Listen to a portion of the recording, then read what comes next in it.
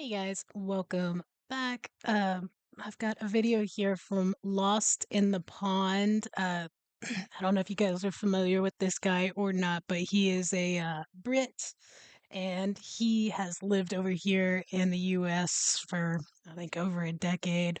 But he does a lot of videos kind of comparing the different cultures and all that. This video in particular is called 8 American Grammar Quirks That Baffle Brits. You guys get on me about a lot of stuff, but it's almost always about grammar, pronunciation, stuff like that. Sorry, it is what it is. Um, but I thought that this would be a pretty good video to check out. So I will link his video in the description of this one, along with a link to Patreon. You guys should absolutely check that out. I'm doing full episode reacts of the Blackadder 2 right now. Still gotta get back to Faulty Towers and Father Ted. I just finished up Poshnosh. And then Blackadder 1 is already all up on there. Um, but I'm going to start doing some British movies here soon. Monty Python, which I have not seen. And then also I will link in the description to how you can support the channel here on YouTube if you're interested. It would be greatly appreciated if you can. You get access to videos before anybody else does, along with some other perks. If you can't, that's great. Just happy to have you here watching as well. But yeah, let's go ahead and get this video going.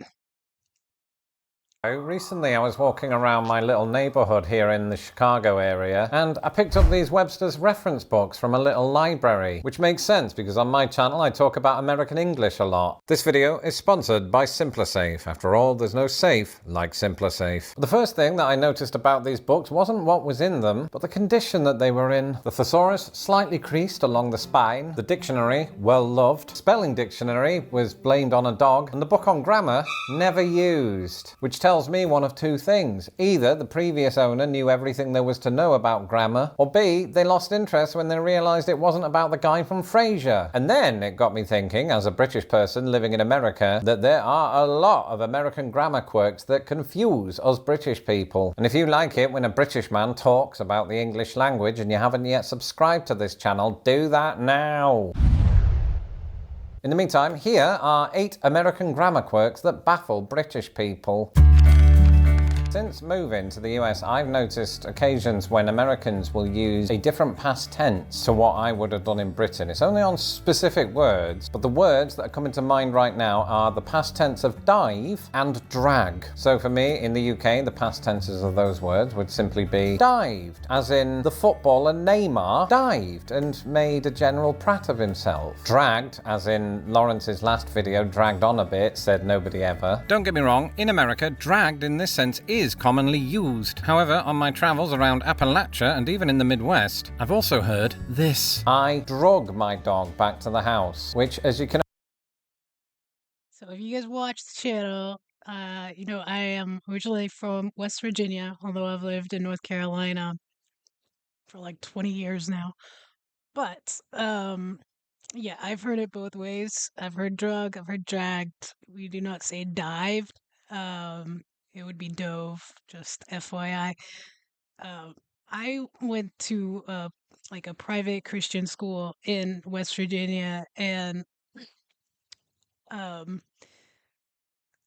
primary focus when I was in school a long time ago, long time ago, I had a really excellent but hard English teacher, as well as a very excellent but hard history teacher who was actually my great aunt.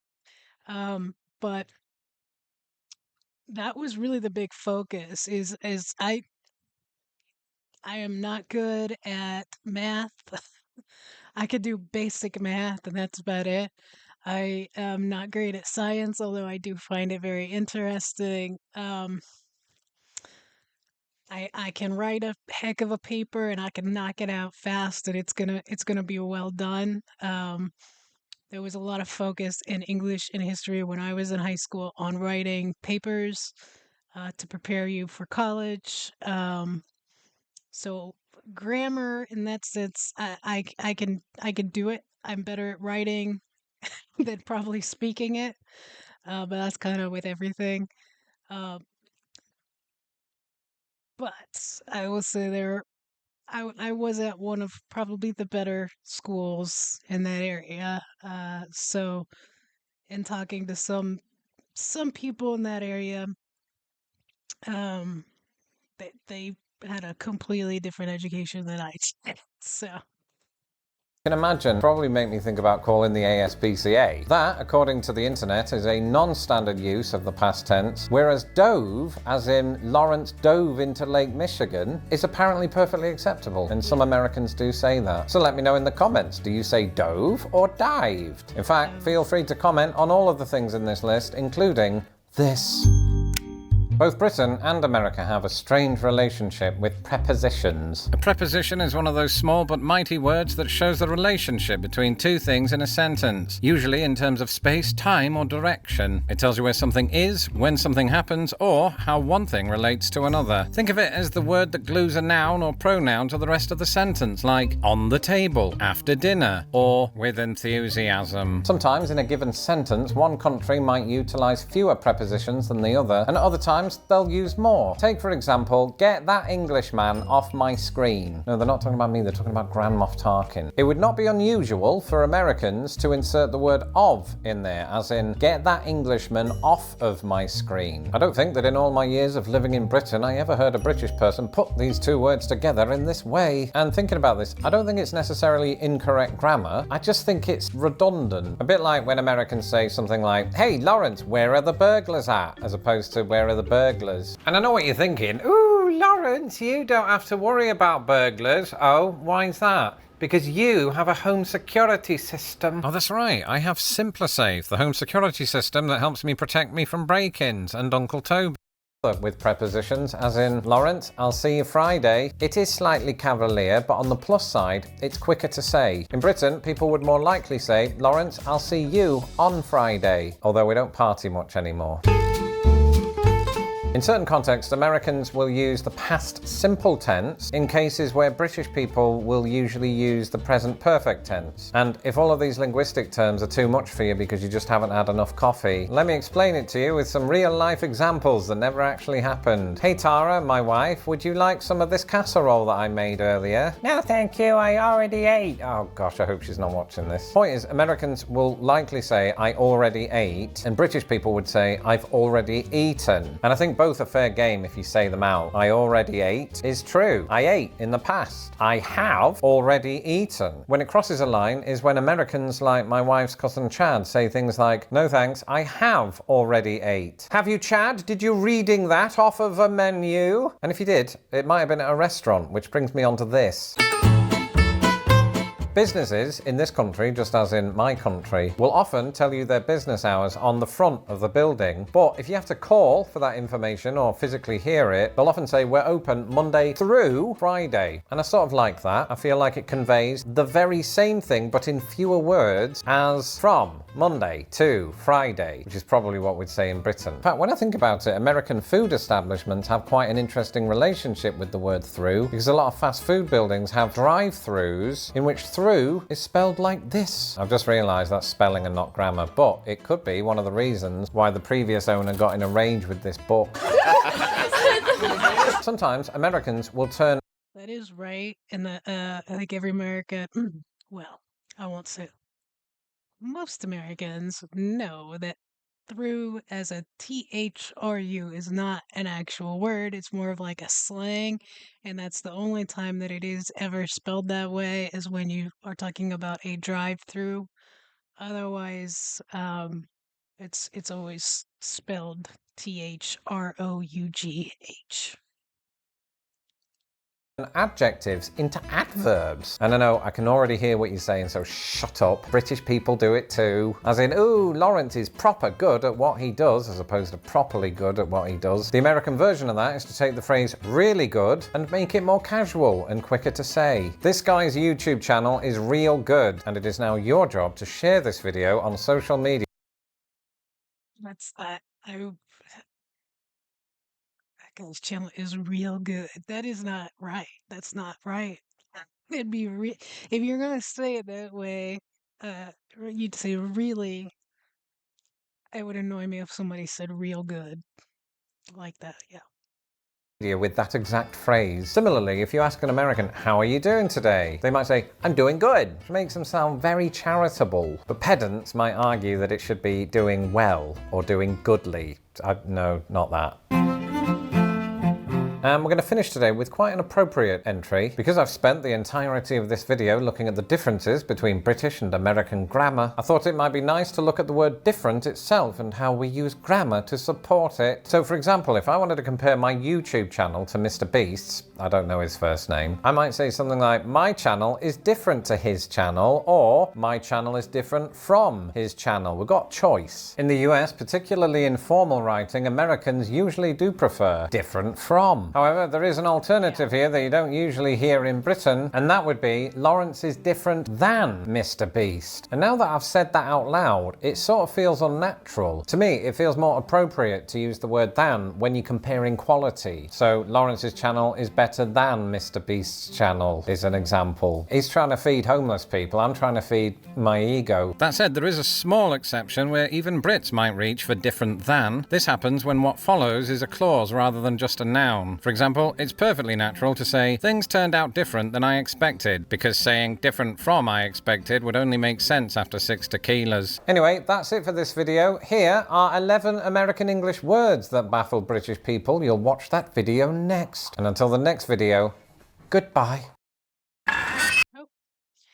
Oh, good video. Yeah, he's right. I think for the most part, all of that's right. Pretty spot on for Americans. But I think it's pretty subtle differences, and I don't know. You guys would probably, from my experience, call us out more on our our wording of things as opposed to the other way around. I don't know that. Of course, the I probably don't watch the same videos that you guys watch. Maybe Americans do the same thing. Americans are there are a lot of know-it-alls for sure. I don't know. I think if you're getting your point across and you're not uh what's a good way to say it? And you're not like completely making a mess of the English language and saying things in the wrong tense completely. Like I don't know. I don't even have a good example of like that there phone. Like I mean that's really something you would hear more in the Appalachians. My grandfather had a very he was from born and raised in Kentucky, and I loved his accent. Just there's such a and I mean it goes along with him too because he was just a super nice, funny guy. But that kind of accent is really kind of soothing to me, and but I could see how somebody who isn't used to it can look at somebody like that and just think that they're not very intelligent when I wouldn't say that was the case. It's just kind of a different upbringing, and just the people that you're around, to be honest with you. So you also have to be careful about judging somebody who does talk like that because it's very easy to say, "Oh, well, they're just not very educated," or when that could be completely uh, untrue. um, they could be incredibly smart, uh, and that's just how they talk. That's just how they were raised. That's how their parents talk. That's how their grandparents talk. So, I'd say that goes that way over there. I think you could look at some of the. Uh, I know there's a lot of different slang and dialect and accents over there that you guys could probably say the same thing. Say, oh well, they don't sound like the Queen's English, but that doesn't mean they're not smart, right? So, great video from Lawrence. Again, I will put the link to this video in the description. Maybe we can do some more videos from him if you guys are interested. If you liked it, hit the like button, comment. As always, let me know what you guys think, and subscribe if you have not already done so. And just have a great Sunday, guys. Thanks for watching.